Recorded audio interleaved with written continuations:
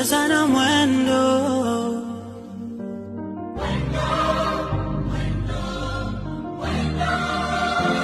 Wakasema vijana, njoni tulijenge.